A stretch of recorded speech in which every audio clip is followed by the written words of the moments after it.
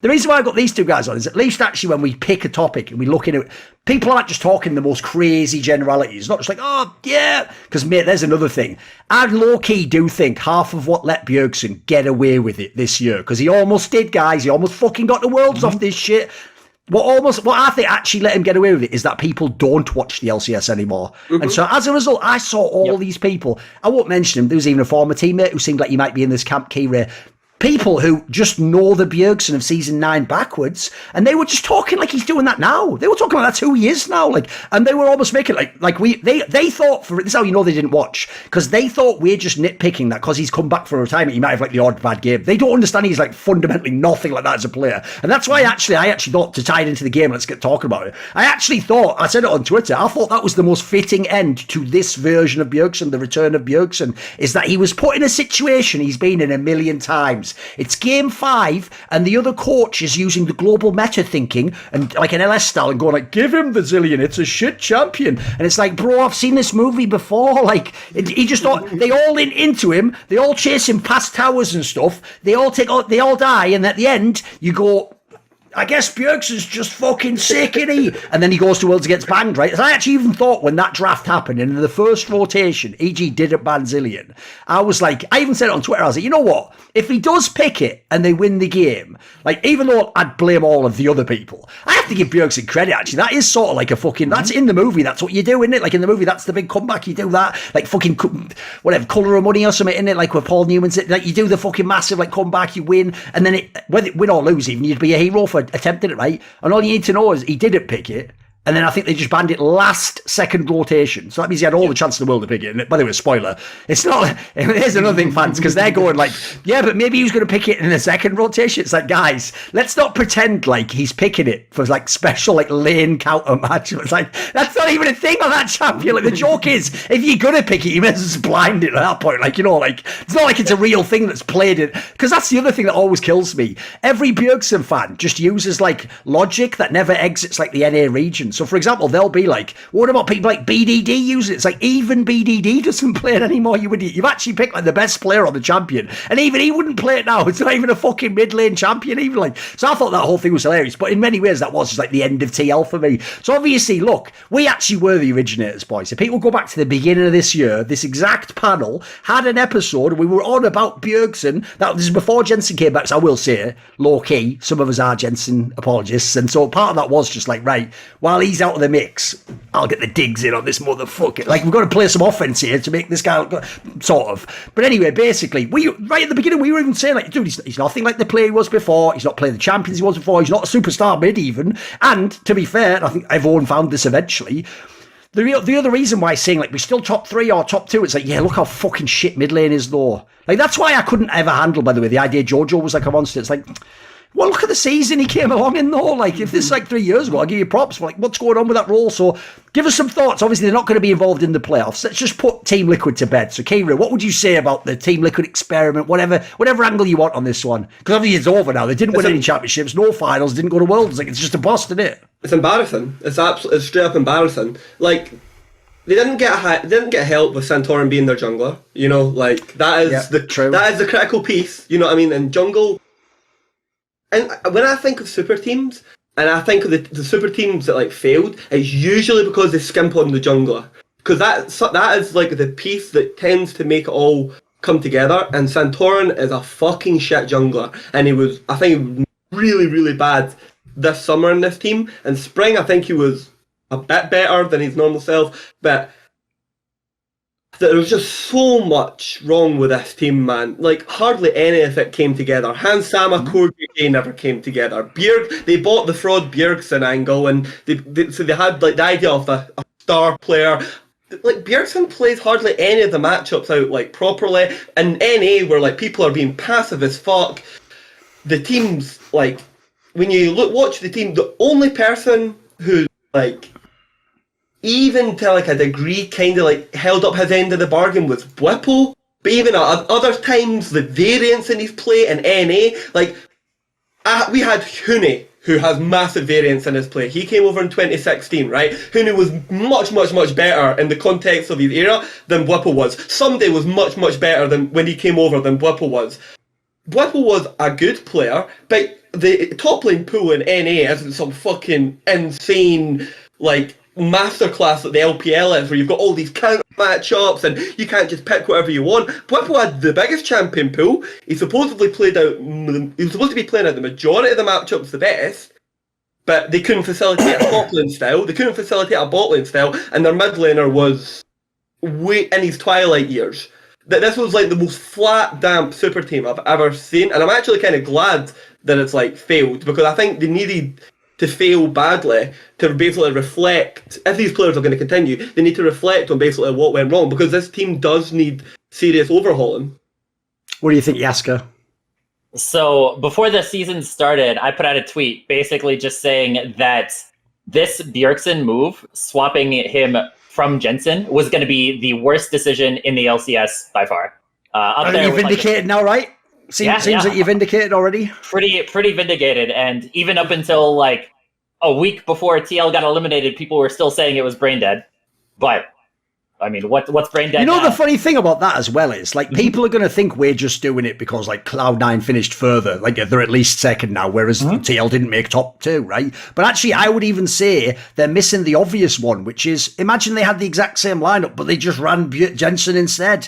Because the reason I think logically they would have been better is, he wouldn't have played any of the shit Bjergsen played, would he? Look, even when Jensen was, like, whack, he's still going to play Azir and Talia and the champions that you expect to be played mid lane, so you could still have played through him. And also, spoiler, I heard it was even like Jensen who maybe even asked for Santorin to join TL in the first place. So I actually think he had the idea of what to. I actually think, by the way, there's a difference no one ever talks about, because, spoiler, Bjergsen fans don't bring up the jungle synergy for obvious reasons, do they? In the same way as, you know, a certain person who might have been president once never tells you where they were on a certain day in Dealey Plaza in like the 60s or whatever. I was very careful there, but still, if you know the reference, it's fucking fire. But anyway, it's where I think that particular person who was president's going to come and get me. Whatever. I know, I probably did go above my own station then, but I'm probably safe on Thorin's big brains on my YouTube channel. You know, that has almost definitely been shadow banned, and as a result, never can get the amount of hits that, you notice the exact same shows go to other channels and get way more hits. Weird how that works, isn't it? But don't worry, I'm never going to give this channel up. Fuck y'all. I made this channel.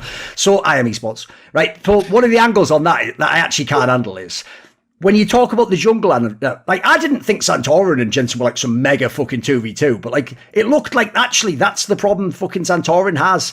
I think if you look at his career, when is he really good? It's when the mid is actually someone who maybe is less of a star than him, or like an equal name. That's why PoE was the perfect one, because they must be partners. They're on the same level. They even probably like respect each other the same. They're sort of like similar, like a lot of players at loads of second places and stuff, like usually on the second or third best team. That works. I actually think the reason the Bjergsen one is whack is because everyone told me he's a shot caller leader. I get the vibe he just says fuck all to Santorin, just leaves him out there in the wind, just blowing away, and then Santorin meanwhile is waiting like, Daddy, like, what do I do, Daddy? Like, and I think he actually wants someone to tell him, like, come now, like, go away, like, don't come in, like, come in a second when the jungle comes, shadow him. Like, I think he would want someone to tell him what to do, mate, because as you say, every time Santorin's in the second best team, you're like, yeah, he's pretty good actually. And he's always getting like, oh, he's second best jungler on the all pro list or whatever. But every time he goes in the top team, the same thing happens. It's why internationally, every TL fan knows, like, when he went international, it was like, fuck, I can't even bother. This is never going to happen, is it? Like, we weren't even hating. It's like, just know where the guy's limits are. So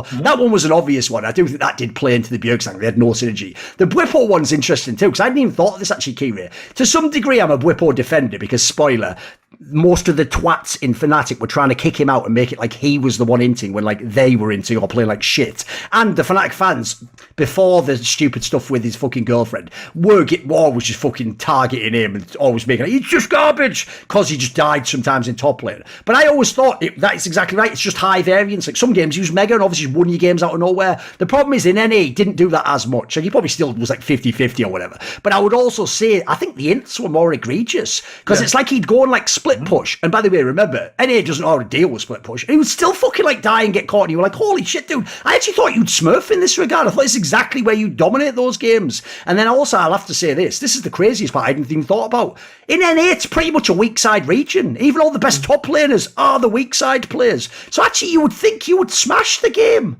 Like, you're going to pick these carry champs into tanks, push them in. Like, they're not even going to get fully powered at the end of the fucking team fight. You're just going to dominate the game, right? Everyone else is playing through bot lane, which means also, by the way, and by the way, spoiler, you had fucking Ansam. You should have jungle attention bot lane all day long if you do it right. Like, he actually could have been set up to fucking smurf this. I even said, I think, when he came over, he could be MVP. And Alfari had the same problem as that Santorin. Yeah, true. Alfari had the exact same problem. It doesn't matter how big your lead is. It doesn't matter how well you play the matchup.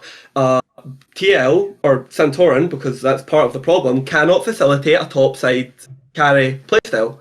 Look, they can sometimes when the lead's so egregious, but when the lead isn't quite big enough and you get to those team fights where your ADC's a little bit further behind and you have to rely on the top lane, and instead they somehow just manage to fumble it. Almost every single time they manage to fuck up and fumble the ball. It's impressive. Yeah, like I said that this roster of Team Liquid could have succeeded. They could have gone to MSI. They could have maybe even gotten into the semifinals of MSI, make quarters in Worlds, and it would still be Bjergsen not being good. But I didn't expect the entire rest of the team to just completely collapse. Of course not. Like, this team could have still won with Bjergsen being in his current state, but just no other pieces look good. Like, it doesn't make sense how Hansama Core JJ just isn't doing anything. Why Bwipo is just not completely smashing everything. Like, Santorin was kind of always a question mark, because also, when has a jungler ever looked good with Bjergsen? Like, he's supposed to be this massive, super OP shot caller, but he's never had a good team with macro, and it seems like him being the sort of star on the star-studded roster, that it kind of fell to Bjergsen's general means, as opposed to anybody else sort of really carrying anything in terms of controlling the way that the games would go. Because who else do you have? Like, Hansama wouldn't really control things. Core JJ, like, maybe. I haven't seen him. I don't know about him being a super support who's going to coordinate everything and basically play the macro game by himself, at least right now. Santorin is definitely not going to do that. Bwipo can't really do that from top lane. Like, I think that not a single person who thought that Bjergsen was going to be good this season ever watched his streams. Like, just watching his point of view streams and watching how he would pilot the champions, like Quirky, for example, it was just egregious. Like, it was really, really bad for what you would expect even a low-tier LCS player to be. And I played against him multiple times in the season coming into it. I played him a ton with jungle, and like, he would play Lee Sin and not do the basic mechanics, not know where to be on the map, not know macro, in ways that I wouldn't expect any semi-competent pro-level person to do. And mid lane, like, there was just no pressure there. I didn't feel like I was being punished for anything at all. I mean, you look at the Game 5 draft that got them out. He was playing against Sylas and just counterpicks himself with Galio. It's like, any other top-tier mid laner, do you think that they're going to, in that situation where they have counterpick themselves? Like, how much confidence do you think that he even has of himself as a player? Because the fans of Bjergsen have more confidence in Bjergsen than Bjergsen does. Yeah. Want to see more cool, funny, interesting clips based on topics from my content? Well, subscribe to this channel then, or, be a pleb and don't.